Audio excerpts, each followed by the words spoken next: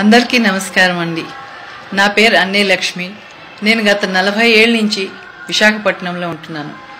నా పుట్టినిల్లు ఛత్తీస్గఢ్లోని దుర్గ్ డిస్ట్రిక్ట్లోది దుర్గ్. నేను ఈ 40 ఏళ్ల నుంచి తరచుగా నా పుట్టింటికి వెళ్తానే ఉంటాను. అక్కడ బీజేపీ 20 సంవత్సరాల నుంచి పరిపాలన చేసింది. కానీ డెవలప్మెంట్ అనేది జీరో. మా చిన్నప్పటి నుంచి రోడ్లు ఎలా ఉన్నాయో, ఓపెన్ డ్రైనేజ్, వాటర్ ప్రాబ్లం, పిచ్చి రోడ్లు, సిమెంట్ రోడ్లు లేవు, దోమలు. ఈ రోజు కూడా ప్రతి ఇంట్లో దోమలు, ఎన్ని కష్టాలు. అసలు ఓపెన్ డ్రైనేజ్లు ఏంటండి, అసలు ఎంత దరిద్రంగా ఉందంటే ఒక పార్కులు లేవు, ఏమీ లేవండి.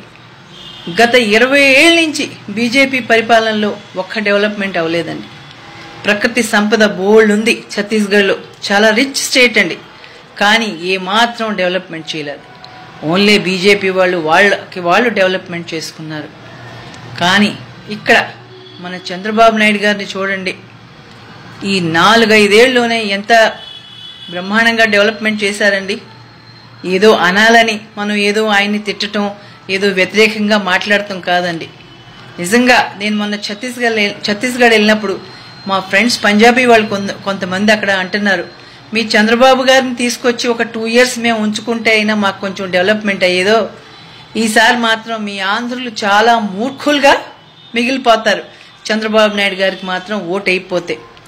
ప్లీజ్ ఫ్రెండ్స్, మనం కొంచెం ఆలోచించి మనం చంద్రబాబు నాయుడు గారికి ఓటు వేయాలి. ఎందుకంటే మనకి డెవలప్మెంట్ ముఖ్యమండి. చంద్రబాబు నాయుడు గారు మారు పేరే డెవలప్మెంట్. అందరూ ఈ రోజు రేపు గురించి ఆలోచిస్తారు, కానీ చంద్రబాబు నాయుడు గారు 3 తరాల వరకు ఆలోచిస్తారండి. ఎప్పుడైనా డెవలప్మెంట్ అలా ఉండాలండి. ఈ రోజుకి ఇలా చేసేస్తే ఏదో చేస్తే కుదరదండి.